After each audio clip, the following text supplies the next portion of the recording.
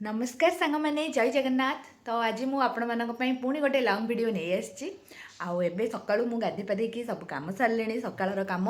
हेले आज यूजुआल आम सुडुल बाबार निद भांगिनी टिके उठा उठा हो तार भी टाइम हो गला सी पुणी उठिकी रेडी होगी स्कूल जीव। तो सकाळ जलखिया कौन बनई आज ब्रेकफास्ट आपको देखा। तो आशा करुच्ची वीडियो टी आपण मैंने लास्ट जाए देखिए आ बहुत सारा भल पाइबे देवे। सांग मैंने आज रुटी सांग को चलती बोईतालु आलू भजा आलू भजा आ रुटी यहाँ को क्या बोईतालु कहते क्या कखारू कहते तो आपण आड़े कौन कहते जनइबे। भजा तो करी कि मुझे पखाड़ टे न खाइले रहीपरि आ 2-4 दिन है पखाड़ भी खाई नी लगे आज पखाड़ू बोईतालु भजा आलू पोड़ा है। आलू पोड़ार रेसिपी बहुत जन चलती मुझे गैस केमती आलू पोड़ुंट कुछ ना दुईटा उपाय अच्छे आइदर आपण मैंने प्रेसर कुकर रे आलू मैंने भर जो जालीटा पोड़ापी जो जाली थाए से रखिकी आलू रखिदे जो तार कौन से कहते रबर ट्यूटा को नदी आपण मैंने सीम रे किसी समय मैंने 10-15 मिनट रखिदे आलू पूरा पोड़ा टाइप भीतर भी सीझी ऊपर भी पोड़ा टाइप नहले आपड़ी सहज उपाय चाहते आलूटा को नर्माली प्रेसर कुकर में गोटा आलू सीझेदेवे टे गैस रे खाली गड़ेदेवे मैंने पोड़ा भाया जाली ऊपर गोटे बास्ना हम पोड़ार 2टा उपाय आपने पूरा आलू पोड़ा मैंने चुली भाया तो आसबनी बास्नाटा कि लगे आपको आलू पोड़ा टाइप आम ए खाऊ अंडा हम रुटी खाऊँ पखाड़। तो सांग मैंने आपण मैंने तो मैंने वीडियो देखिए जानूे कि यही रिसेंटली मैंने बहुत बुलाबुली आमर हो मैंने जमीक चिलिका जाइलु शाशुघर को जाइलु ता सहित मैंने मार्गशीर गुरुवार भी जमी गला सब पाली तो सब पाली तो अलता लगे पड़े। तो अलता लगे मैंने जो मानकर टे ड्राई स्किन थी से रिलेट करें खास कर शीत दिने तो अलता लगेगा मैंने पाद पूरा फाटी जाए आमती नुहे कि मैंने सब आम मैंने रेगुलर जाकि पार्लर रे पेडिक्योर करें बहुत एक्सपेंसिव। हाँ तो से लगी मु माने पादरे जो जमी पूरा फाटिक पूरा मोर भी बहुत अवस्था खराब हो पादर तो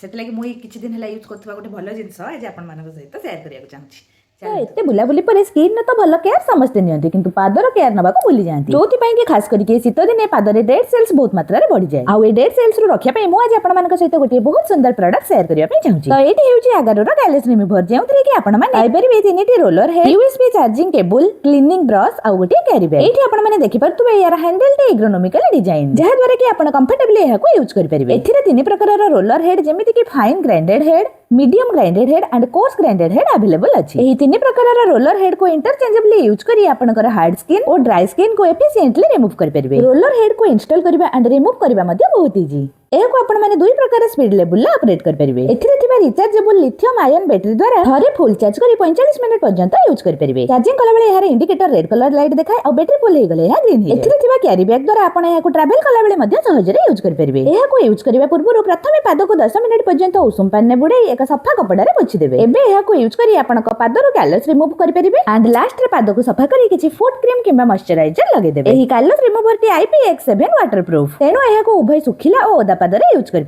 रोलर हेड को आपण माने पानी रे धोई सफा करि परिबे किबा दिया जाइतबा क्लीनिंग ब्रश सहायता रे मध्ये क्लीन करि परिबे। तो ए आगारो कैलस रिमूवर यूज करी आपण एक ब्यूटीफुल एंड सॉफ्ट फिट पाई परिबे। तो ए यूजफुल प्रोडक्ट रो लिंक टी को मु डिस्क्रिप्शन रे दबा सहित टैग मध्ये करि देछि आपण माने सेठु जाई ऑर्डर करि परिबे। ता बाबा स्कूल आ कॉलेज पळेलेनी मोर एबे लंच प्रिपरेशन चलछि चलंतु देखौछि आज मु लंच रे कोन बनौछि। आ एठी डाली मु बनै सारिछि ता सहित एठी साग टिके भजा चलछि गाँव रू आनी शाग शाग भजा जापटे भात बसची आईटा जो कौन कहती माटी आलू खुम आलू तो कहती यहाँ को सोरष बाटिक रखी यहाँ भजा कराब। मो बाप घर पटे यहाँ को कहती माटी आलू आ शाशुघर पटे कहती खुम आलू तो आपण कौन कहती कमेंट रे जनइबे। आउ यहाँ सोरष देकी भाजिले मत बहुत ही बढ़िया लगे खास कर पखाड़ सांगे पखाड़ तो खाई सारे सकाळू आ भाजी पारे गरम भात सांगे खाईदबा किंतु आर सोरष दिया भजाटा बढ़िया लगे कि नहीं कहे। आमर लंच रेडी आ लंच रे जमी कहते यहाँ हूँ जो माटी आलू मैंने खुम आलू भजा ଆଉ ଅଣ୍ଡା ଆମଲେଟ୍ ଟିକେ ହେଲା ଶାଗ ଡାଲି ଏତିକି ଆଜିର କୋଉଟା ଖାଇବ ଅଣ୍ଡା ଏଇଟା ମାଟି ଆଳୁ ଭଜା ଖାଇବ ସେ କେମିତି ଲାଗୁଛି କୁହ ଟେଷ୍ଟି ଆମେ ଖାଇଦଉ ତ ସାଙ୍ଗମାନେ ସନ୍ଧ୍ୟାବେଳେ ଆସିକି ପହଞ୍ଚିଲା ଆମ ଟିଙ୍କୁ ମାନେ ଆମ ଜୁଳି ନାନୀଙ୍କ ପୁଅ ସମସ୍ତେ ତ ଜୁଳି ନାନୀ ପୁରା ଜାଣିଥିବେ ଭିଡ଼ିଓରେ ଆଉ ଜୁଳି ନାନୀ ପଠେଇଛନ୍ତି ମିଠା ଆଉ ସୁଡୁଲ ପାଇଁ ଲେସ୍ ପଠେଇଛନ୍ତି ସେ ତ ବୁଲି ବୁଲିକି ଖାଇଲାଣି ଏ ମିଠା ଗୋଟେ ଖୋଲିକି ଖାଇବା ଦେଖିଆ ଜୁଳି ନାନୀ ଆମର କ'ଣ ପଠେଇଛନ୍ତି ଟିଙ୍କୁର କାଲି ଆସିଲି ଗୋଟେ ପରୀକ୍ଷା ଅଛି ଏଇଠି ଭୁବନେଶ୍ୱରରେ ତ ସେ ସେଥିଲାଗି ଆସିଛି ଆଉ ଆରେ ବା ନେ ତୁ ଖା ନେ ଲେଟ୍ ପାଟି ପାଟି ଅଛି ମୁଁ ଗୋଟେ ଖାଇଦେ ଅଣ୍ଡା ଆଉ ସାଙ୍ଗମାନେ ଆମେ ଏବେ ଚାଉମିନ ଖାଇବା ପାଇଁ ବସିଲୁ ସନ୍ଧ୍ୟାବେଳେ କିନ୍ତୁ ହଁ ମ୍ୟାଗି କିନ୍ତୁ କଥାବାର୍ତ୍ତାରେ ଏତେ ମାନେ ଭୋଳ ହେଇଯାଇଛି ଯେ ଆଉ ଖାଇବା ସରିଗଲାଣି ଆଉ ଭିଡ଼ିଓ କରିବା ପାଇଁ ମନେ ନଥିଲା ଖାଲି ଦେଖନ୍ତୁ ଟିକେ ଟିକେ ଅଛି ଆଉ ରାତି ଖାଇବାରେ ଡିସ୍କସନ୍ ଚାଲିଛି କ'ଣ ହବ ଦେଖିଆ ଆଜି ତ ଟିକେ 12ଟା ଅଛି କ'ଣ ଗୋଟେ କରିବା ଆଉ ଆମେ ଡିଙ୍କୁର ଆଉ ଆଇଁଷ ଖାଇବାକୁ ଇଚ୍ଛା ହଉନି କିନ୍ତୁ ଡିଙ୍କୁ ଆସିବ ବୋଲି ଆଜି ଦିନରେ ମୁଁ ସେମିତି କିଛି କରିକି ରାତି ପାଇଁ ଅପେକ୍ଷା କରୁଛି ସେ ଆସିଲେ କଢ଼େଇ ତା ବାହାନାରେ କାହିଁକିନା ପଣ୍ଡା ବାବୁଙ୍କର ଆଇଁଷ ଏତେ ପ୍ରିୟ ନୁହଁ ସେଠି ମାଛ ଫାଛ ଖାଆନ୍ତି ଖାଲି ନହେଲେ ଆଇଁଷ ପ୍ରିୟ ନୁହଁ ମୁଁ ଟିକେ ଆଇଁଷ ଭଲ ପାଏ ଖାଇବା ପାଇଁ ସେଥିପାଇଁ ସିଏ ଆସିଛି ଯେତେବେଳେ ମୋତେ ଗୋଟେ ବାହାନା ମିଳୁଛି ସିଏ ଦେଖିଲା ବେଳକୁ କହୁଛି ମୋତେ ଆଇଁଷ ଭଲ ଲାଗୁନି ଦେଖିବା ଫାଇନାଲି ବୈଠକରେ ମିଳିତ ବୈଠକରେ କୋଉଟା ଫାଇନାଲ ହବ ସେଟା କରାହବ ଆଉ ତ ଫାଇନାଲି ମିଳିତ ବୈଠକରେ ଏହା ସମାଧାନ ହେଲା କି ଖାସି ମାଂସ ଟିକେ ହବ ଆଉ ସେଥିପାଇଁ ମୁଁ ବି ତା ଭିତରେ ପୁରା ମସଲା ଫସଲା ଯୋଗାଡ଼ କରିକି ମସଲା ଅଧା କଷିଦେଲିଣି ନୂଆ ବାସ୍ନା ପ୍ରକୃତରେ ସମସ୍ତଙ୍କ ଭିତରେ ଖାଇବାର ଆଶାଟା ଆଜି ମୋର ଅଛି ଇଚ୍ଛାଟା ଜଷ୍ଟ ପଡ଼ିଛି କିଛି ଆସିନି ତାର ଲୁକ୍ ଫୁକ୍ ଯାଏ ତ ସେମାନଙ୍କ ନାଁରେ ଟିକେ ପାରିଯିବା କଥା ଆଉ ଚାଲିଛି ପ୍ରିପାରେସନ୍ ଆଉ ପୁରା ହାଣ୍ଡିରେ ହେଉଛି ଡେକ୍ଚିରେ ପ୍ରେସର ଅପେକ୍ଷା ୟାର ଟେଷ୍ଟଟା ବେଶୀ ଭଲ ଲାଗେ ଯେଉଁମାନେ ଖାଉଥିବେ କରୁଥିବେ ଜାଣିଥିବେ ନିହାତି ତ ବନେଇବା ଚାଲୁଛୁ ଆଉ ମଟନ୍ କମ୍ପ୍ଲିଟ୍ ହେଇଯାଇଛି ଫାଇନାଲ୍ ଲୁକ୍ଟା ଦେଖାଉଛି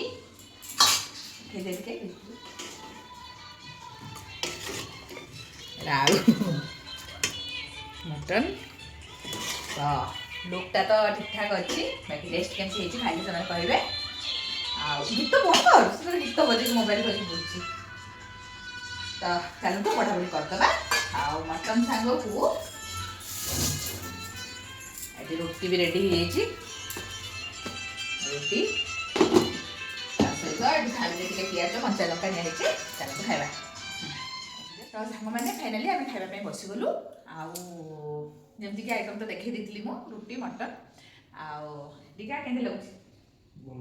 ଭଲ ଲାଗୁଛି ଆଉ ଦେଖିବା ମୁଁ ତ ଖାଇନି ଖାଇଲେ ଯାହା ଲାଗିବ ଆଉ ତ ଖାଇବା ଷ୍ଟାର୍ଟ କରୁଛି ଆଉ ଆଜିର ଭିଡ଼ିଓଟିକୁ ଏଇଠୁ ଆମେ ସମାପ୍ତ କରୁଛୁ ଆଶା କରୁଛି ଭିଡ଼ିଓଟି ଆପଣମାନଙ୍କୁ ଭଲ ଲାଗିଥିବ ଭିଡ଼ିଓ ଭଲ ଲାଗିଲେ କହିଦିଅ ଶୁଣୁ କ'ଣ ଲାଇକ୍ ସେୟାର ଆଉ ସବସ୍କ୍ରାଇବ୍ କରିବାକୁ ଜମା ବି ଭୁଲିବେନି